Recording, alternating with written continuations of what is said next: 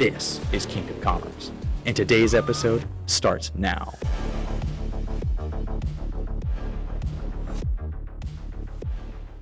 As entrepreneurs, we like to work together, but sometimes working together can bring conflict. Like when Luke and I were trying to decide what to name this episode. No, all joking aside. But really, when you have a business partner, there are times when you disagree on what the best use of your money is, what the best use of your time is, where you should go. In this episode, we will be interviewing Scott Moffitt and Joe Abraham, both successful entrepreneurs with partners, and we will be asking them questions such as, how do you manage partner conflict? What are some things you can set up in writing before you enter a partnership? Furthermore, we will be looking at it from a Christian worldview, how we can be good stewards with our partners. Join us for this episode of Kingdom Commerce, which starts right now. Welcome, everyone, to this episode of Kingdom Commerce, where we do commerce the kingdom way. I'm your host, Cooper Peterson, joined by co-host, the redhead, Luke Reichbost, Yes. and the two bald guys who are our sponsors, Scott Moffitt and Joe Man, you Abraham. don't wear your hat once and you get chastised for it. Someone has to. Well, today we're about to dive into kind of a deep and potentially dicey topic. We're talking about partnerships and partnership conflict, partnering with Christians and non-Christians. So without further ado, let's jump right in. All right. Season 1, we talked about bossy. We talked about kind of choosing your co-founder, or if you should go solopreneur. But today, there's a little bit of a twist. Okay. We're talking about partnership, assuming you're already in a partnership. And let's talk about conflict that happens in a partnership. And we want to talk about this from a Christian perspective, because there are many Christians out there who are in business with non-Christians. There are Christians out there who are in business with Christians. There's their unique conflicts. There's unique ways to handle conflict. And you've been in several businesses with several types of business On both partners. sides of it, yeah. On both sides. So we want to draw from your experience. We want to draw from your advice. But let's just say, for those our audience, is going to be really pertinent to those who already have a business partner or are looking to have a business partner. So conflict is not something we want. It's something we try to avoid. But it's inevitable. Yeah, and I think that's why if we take a step back from, we're already in business together, it would be going into business with a partner, what are some things I should do, knowing that conflict is inevitable, right? It's been there since the beginning of time and will be there till the end of time.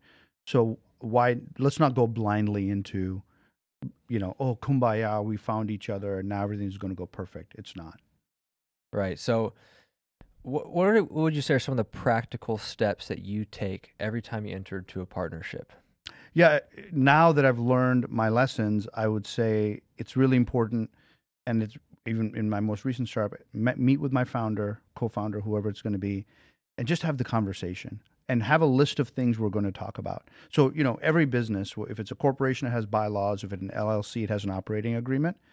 Sit down before you even start the business and talk through what are the terms of our operating agreement? What's the terms of our bylaws?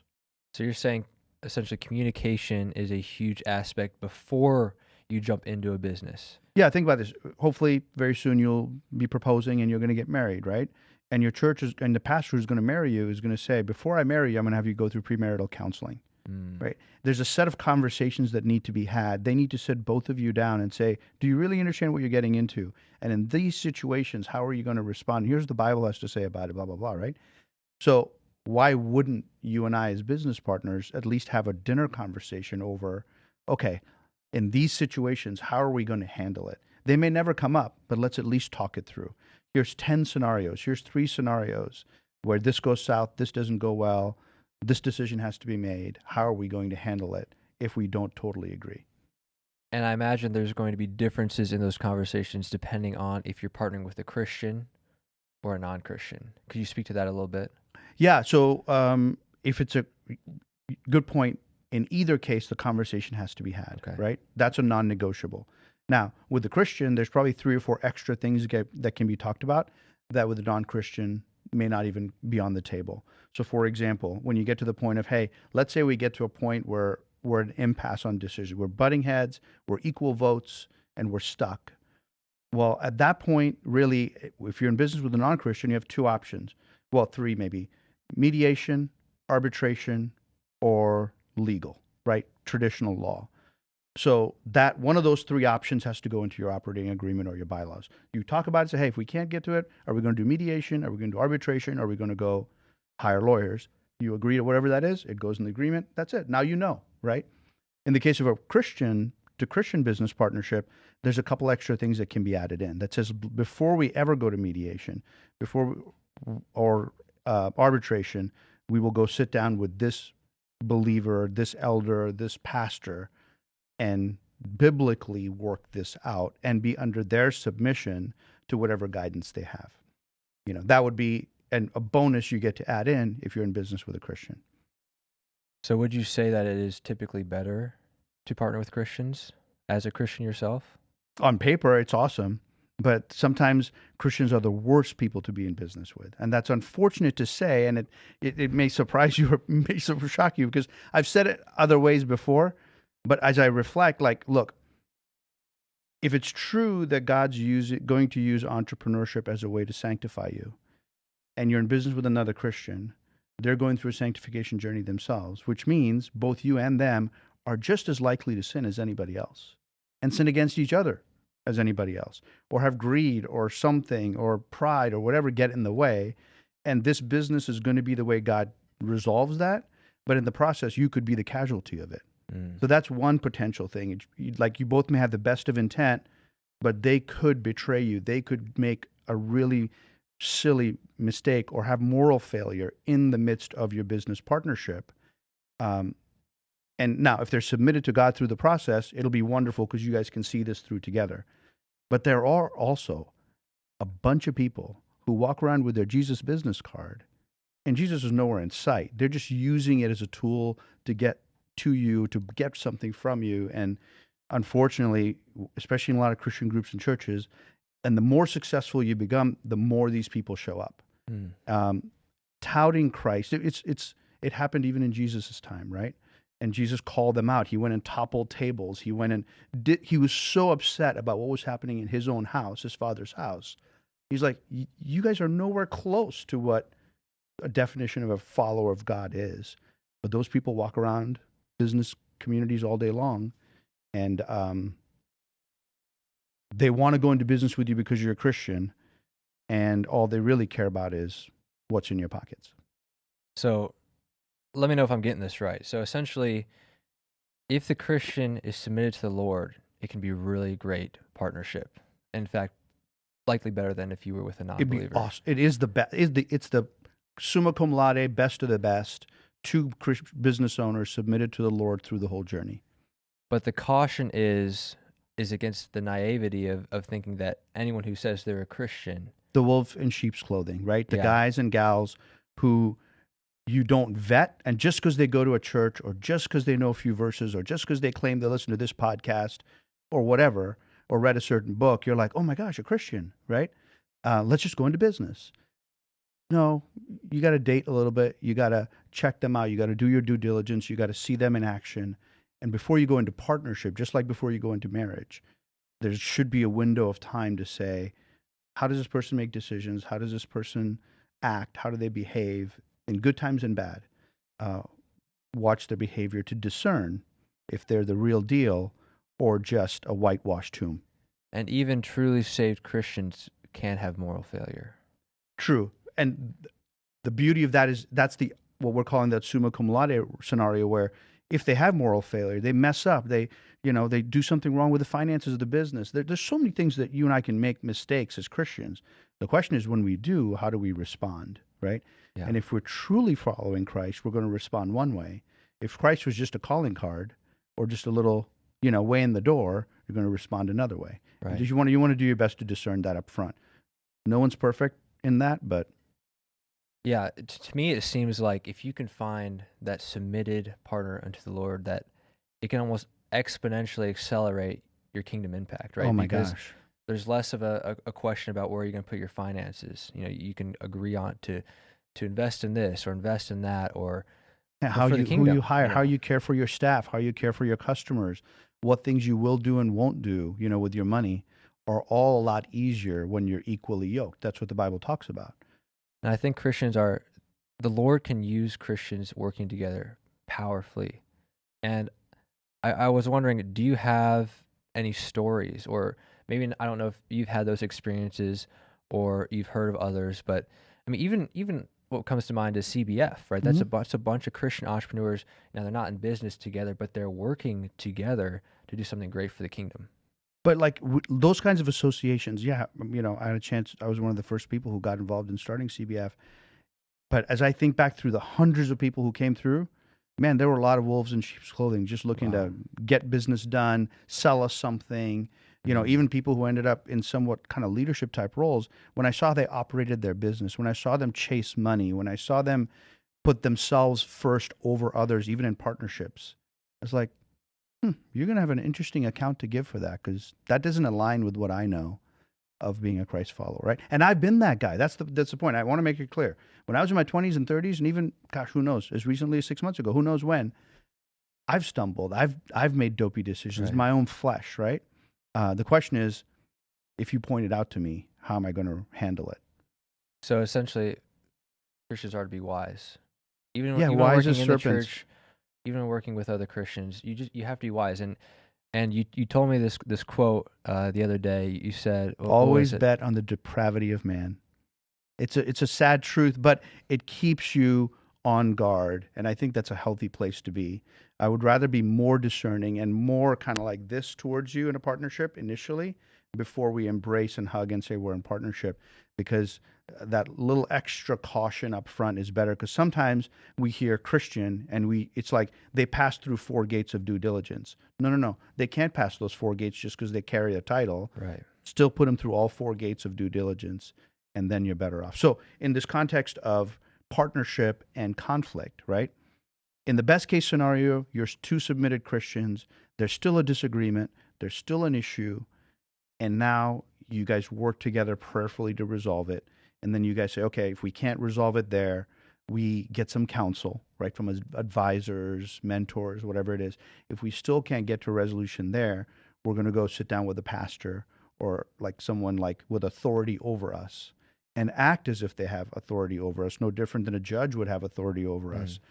And then if it still can't be resolved because there's more technical aspects to it, okay, then a Christian mediator who may have a better understanding of laws and contracts and stuff to guide us through the final details is the best case scenario, right? But if you've planned for it ahead of time, you're better off. And even if you're in business with a non-Christian, I don't think that's wrong. I think it's an opportunity to be Christ to someone else. It's an opportunity to still generate revenue and have kingdom impact. You guys just may have different things you do with each of your money, right? You may not be working out of a common pot to do kingdom impact, but you still get your piece of the pot. They still get their piece of the pot. They may go buy a Ferrari and you may go build a church, right? So there's still an opportunity for you to be very impactful, but you've talked about it ahead of time. Hey, if we have conflict, if we have disagreements, how will it be handled? And then even other things like, how will decisions be made? When it comes to financial decisions, one of us has to be the final say. Let's agree now who the final say is. When it comes to hiring and firing, one of us has to be the final say. We're equal partners in the discussion, the battle, the arm wrestling match, but there has to be an agreement in writing that says, ultimately in these 4 or 5 key areas of the business, product development, finance, hiring and firing, whatever, Cooper's in charge of this, Joe's in charge of that. And then again, when the conflict comes, do we still honor that agreement? Because in the worst case scenario where you have to go sit with a third party, a mediator or an arbitrator or a court, at least there was some understanding in writing of what the plan was. Because otherwise the court is left with case law to say, well, typically in these cases, here's how it gets handled. But if there's something in writing in an operating agreement, you're giving them the tools to make better decisions. Would you be able to share a personal example of how this has worked out in one of your businesses? Or how this is played out? I can give you a bunch, but let's think. Which one do you want? Do you want me to take on like a really bad scenario, or like a Christian, and then it not working out, or would you rather do like, hey, how do we resolve conflict when something didn't go well? Well, now you got my attention. I With can the give you like 7. Christian who didn't work out. Let's do the example of how 2 Christians didn't work out, and then maybe the conflict resolution of that other example. Yeah, so in one case, more recently, got in a business partnership with a guy who is a Christian and I know he is, but when it comes to business, I know, knowing him, business is an idol, money is an idol. He doesn't realize it yet, but that's just what it is, right? And it played out in real life when it came time to part ways, and it just wasn't a good business fit for us to all be working together. It He's read his Bible enough to know that, hey, biblically, if we don't see eye to eye, there's a process, right? You can take us right to that passage on what to do about it. But his first reaction was, I got to get lawyers involved. I got to protect myself. And it wasn't so much protect myself. I want my money, right? Right. And so when I see someone who says they're Christian jump to lawyer first and not the other options, I'm like, okay, the money or the pride or the ego or the greed factor is more important to you than honoring God. And you'll have to give an account for that. So in that case, now we have to lawyer up, and now each side's lawyers are charging all these fees, and we're not really talking directly to each other about it because the lawyers don't talk to each other. And so what could have been a really amicable, positive outcome where he still gets his money and gets to walk off into the sunset, it's kind of like, lawyers got involved and it'll still be okay, but it still leaves kind of a sore taste in your mouth, right? I know I was talking to Scott yesterday at lunch, and he had a similar situation happen where he may have actually brought this person to the Lord. He's not quite sure, but sometime during their relationship, this person came to the Lord, was all fired up for a year. They went into partnership together, and just like literally a week ago, a letter shows up saying, "Lawyer up, baby," right? And that's so that's when you ask me like, "Hey, what is it like to go Christian to Christian in business?" I'm like, sometimes it's not as advertised, right? So, but for Scott, I think it was more the personal pain of, man, like I thought we were on a different journey than the typical entrepreneurial journey. This wasn't just about making money. This was about us going and do some cool stuff together. And just like that, Satan plants a seed in someone's mind. They get a little delusional about something, and then they act opposite to what you would want to have happen. So it's just story after story after story. And again, I just look at Jesus himself. Now, in his divinity, he knew that one of the 12 was going to betray him, but he still did 3 years of life with him, knowing it was going to happen. But take his divinity out of it, and someone you did life with for 3 years, just like that, flips on you and sells you out. It happens. And Jesus has been through it, which is why he's there to guide us through it when we go through it. Yeah, because the longer you're in entrepreneurship, the more likely it is to happen. Yeah. And we want Christians to work together. I mean, that's part of what we're doing. This is our movement. This is Kingdom Commerce. We want to eventually have this platform where we have Christians together, working together, learning from each other. But I think a take-home application for each of us is to check our hearts. Check our hearts, do your homework. And just because I'm a Christian or you're a Christian doesn't give us automatic access into the deepest parts of each other's life. Let's vet each other and have us prove ourselves through our character. Like the Bible says, by their fruits you will know them, right? Mm-hmm. So you got to hang out with me long enough to really see the fruit, to see how much of it is real and how much of it is fake. Do the homework and do that part. And then conflict resolution becomes easier, Yeah. No, I really appreciate those stories. I mean, I think it really just shows that it shows the depravity of man. The heart is evil, you know, above all things. Like, who can know it? But the Lord has the ability to sanctify us and to change us. And I think together we can be a really great influence if the Lord chooses to use Christians together. And even when things don't go so well, it's still on you and me to still be Christ in all that. Even when you're being taken advantage of, or you feel like someone's like getting you to overpay for something, you can still be Christ in all that and go, Lord, it's still your business. Like, it's not my money. Yeah, it feels like my money right now, and I'm writing the check. It feels horrible, but it's really yours, right? This extra $50,000 or $100,000 could have gone to a better cause, but it's going to this, but it's yours, right? And how do you still show love for that person and respect and honor and pray for that person? Those are the big boys things that I think all of us are called to do, even when things are going south. Now, on the flip side of it, I've been in business with non-Christians, and we've been through some really tough waters and really tough decisions and really disagreements. And I think in many cases, they've handled themselves better than some of my Christian business partners or owners or whatever it may be. And there's something to be said about that too, that's why I say being in business with a non-Christian is an a bad thing. You just have to vet them. You have to see if, Yeah, and get all that stuff documented up front. I think beforehand you have to decide what's the extent of your business, how involved how involved do you want your business to be in the Christian life, right? So it's like, is your business, you're going into business with a non-Christian, you shouldn't expect your business to be a great outreach program. Exactly right. And if you want your business to be really involved in that, then yes, you need to partner with a Christian. That's Otherwise, right. a non-Christian is going to be a You won't be hindrance in that equally way. yoked. Yeah, and I think Scott and Luke did the segment. And Scott talked about a Christian business versus a Christian in business. Right. That's exactly to your point. Right. Awesome. Well, great thoughts. I think we'll wrap up this segment, and I'd like to hear what Scott and Luke have to say. And what questions they have for us. Yes. All right. Let's jump right in. Let's do that. That was a pretty dicey, interesting conversation, Joe. I want to clarify for our audience. Can you clarify real quick? Is it better to go into business with Christians? Is it better to go into business with non-Christians? Just quick clarification. Because we talked about a lot of stuff. Because we talk about building the kingdom of God as the Lord uses us through partnering with Christians. But there's that caveat, right? Mm-hmm. There's that nuance. Yes, there's a nuance, and there's lots of these little balancing acts along the way. Is it to answer your question? Best case scenario: two Christians get together. They have a shared vision.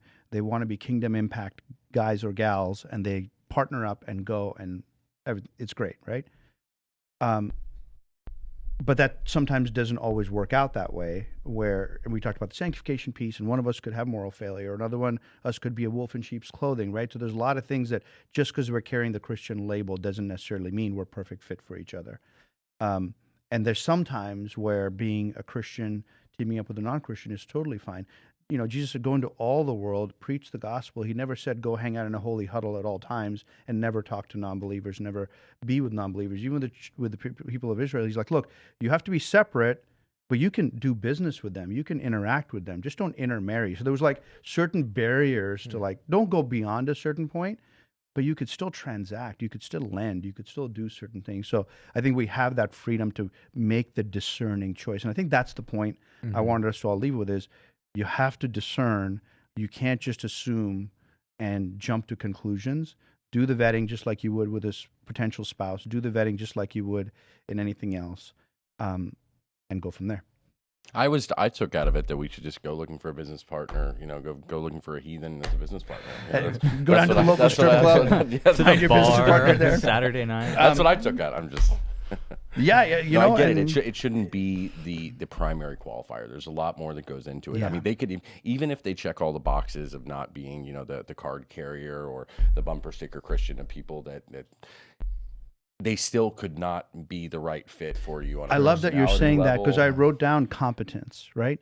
There's people who I know of people who've gone into business together because they're Christians, even though there was a more competent person that they could have partnered with, but they were like, I will only partner with Christians. And they've kind of created that box for themselves. Not right or wrong. I'm just saying they may have boxed themselves out of a more successful business just because they put the box, because there's competent people everywhere. So you have to weigh competency with calling and all those other things. So, Joe, question on that topic.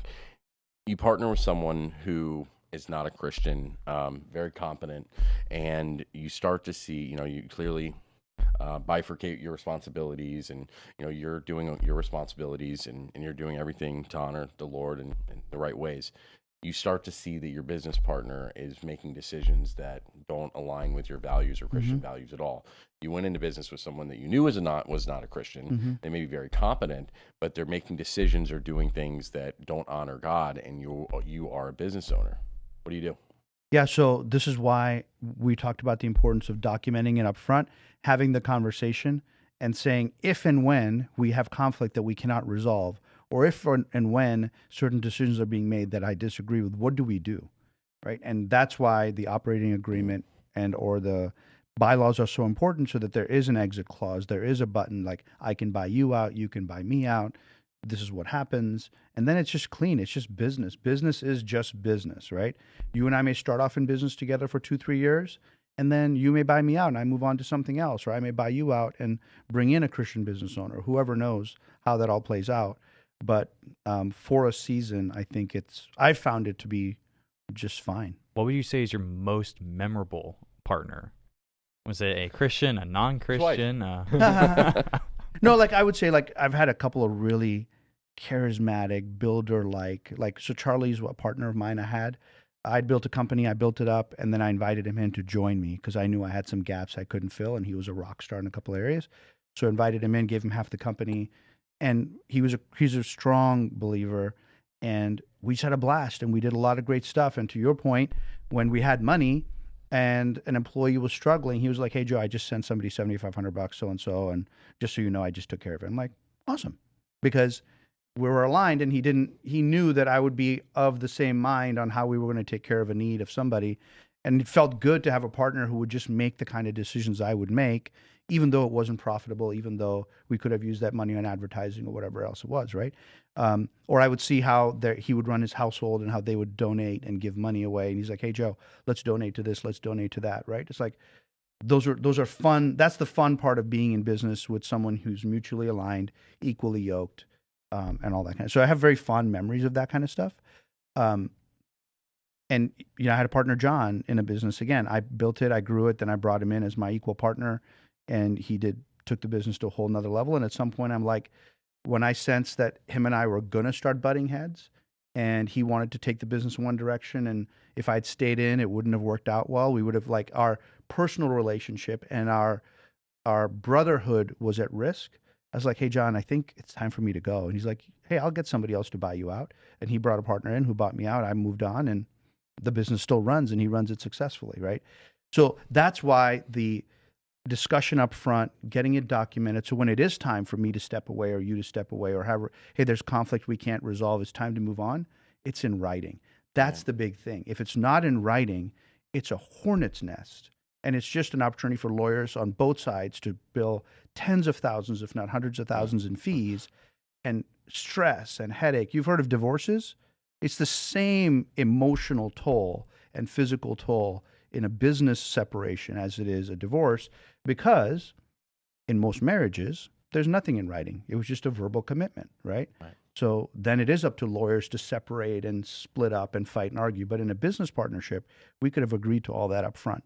Another thing you can do as well that I've seen be successful is, look, you're not going to agree on all fronts ever, I don't think, with the partner. And so one thing that I've seen people do is bring in a third party. And they don't even have to be an equity holder. They can be, and I think there's benefits to that, because then, their objectivity is for the value of the business. But if there's a situation where, look, a partner and another equal partner just completely don't agree, they come up. It's almost like getting a valuation from a third party. We talked about but if you've pre-agreed, like, I believe you and your partner at some point said, let's agree to bring somebody in under these terms, right? Yes. It's better to have all that in place before the conflict. Correct. The issue is if we kind of blindly go in, oh, Cooper and Joe are going to be amazing business partners, and it's going to be sunny skies, and we never plan for anything. Then the conflict comes, and now we're scrambling. That's what's not smart. The Bible says, be wise as serpent and innocent as doves, right? Mm-hmm. The wise as serpent part is anticipate, plan, document, get it all out there. And then when the time comes, be as innocent as doves. Say, hey, look, I know that according to the document, I should get 50% of 80% of 20%, but you know what? You worked harder, man. Or look, I know our valuation says you should only get 50K and you're asking for 250. Fine, take the 250. It's okay. Like, I'm not going to make this the thing that we fight over and dishonor God's name. This is God's business. And if it's the difference between a lawsuit and 200 grand, take the 200 grand. Right. I don't care. God will protect the business, and he'll honor the fact that we're just doing our best to do the right thing. And if you walking in with 250 makes you comfortable and feel good, hey, it's all good. All right. Can you wrap this up for us? Just a couple sentences. Here's what I don't want our entrepreneurial audience to leave with. Oh my gosh, entrepreneurship is hard. I should never have a partner because it's all going to blow up, right? Partnerships are awesome. The only businesses I've been successful in and enjoyed was ones I've had partners in. And at this point, I will never do a business on my own. I will always have a partner, even though I've been through all the ups and downs. Partnership's awesome. God designed even Adam and Eve. The first thing he put on earth was a partnership, right? Mhm. So even with all the ups and downs, just like any relationship, it's way better to have a partner. Way better than to go it alone. I don't like solopreneur businesses. It's lonely. You're doing way too much work. You're outside your DNA. You're outside your spiritual gifting. It's like, why would you do that? I highly recommend partnerships, but let's do it the right way. Let's do the vetting. Let's do the documentation. Let's have the uncomfortable conversations now. And then if we're both submitted to the Lord, we're going to go sit down and resolve all these things prayerfully as unto the Lord. If we're not equally submitted to the Lord, at least we have some framework with which to resolve conflict. Because conflict's going to come. We resolve it, we move on. Because the customer is what's more important. And so in the service of the customer, let's resolve all our issues and keep the business going for the benefit of the marketplace. Good. All right. Great discussion, guys. Let us know in the comments if you have any questions. We'd love to get back to you from the content of the episode. And also give us a like if you like this video. And we hope Or to if you see dislike it, let's have an argument. Hey, I guess you could dislike it as well, you know? Healthy conflict. Yeah. Anyway, we hope to hear from you, and we'll see you in that next episode.